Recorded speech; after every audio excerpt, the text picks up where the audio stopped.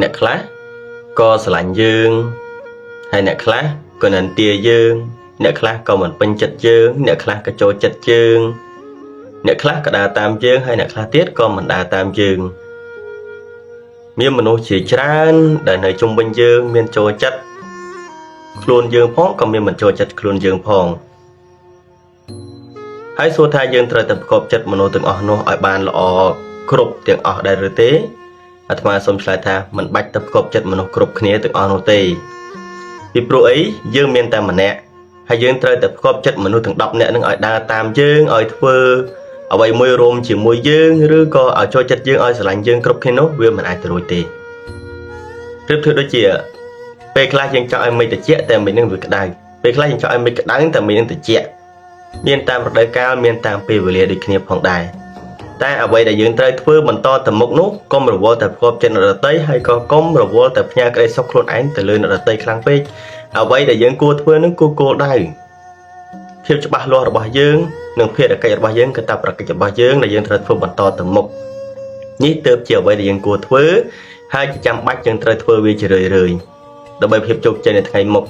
ថ្ងៃនេះយើងធ្វើតិចគេអាចនឹងសើចគេអាចនឹងមើលងាយគេអាចនឹងតេះដៀលយើងប៉ុន្តែសូមព្យាយាមធ្វើការងារទាំងអស់នោះតិចជារឿយទៅវានឹងឃើញភាពជោគជ័យហើយនឹងឃើញភាពអនាគតដ៏ខ្ពង់ខ្ពស់នៅថ្ងៃមុខការងារទាំងឡាយណាប្រសិនបើយើងធ្វើហើយធ្វើទៀត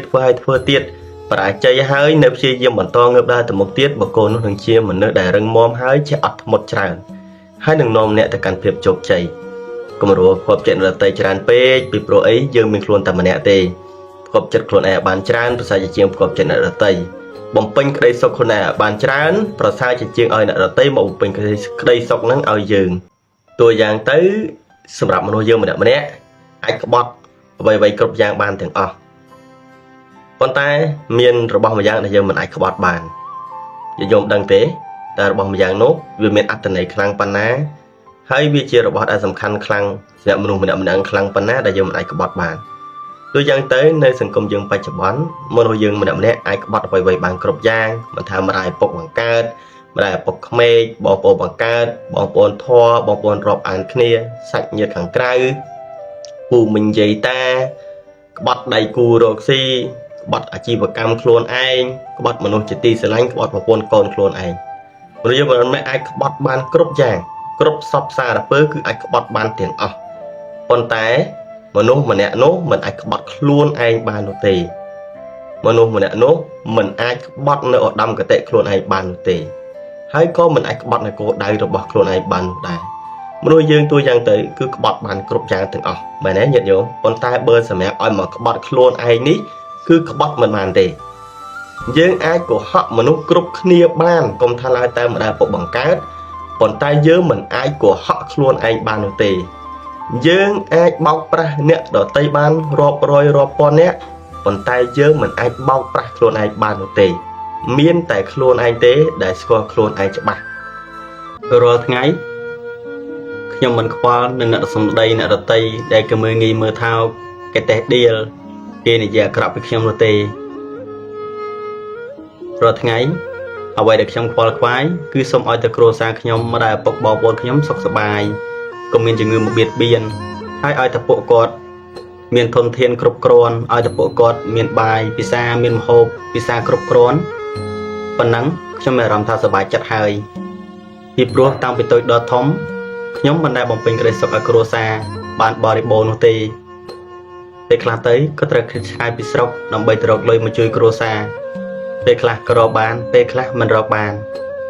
សង្ឃឹមថាកូនទាំងឡាយបានស្ដាប់វីដេអូនេះហើយកុំភ្លេចនឹកឃើញមេដាបេដាបងប្អូននៅឯផ្ទះផង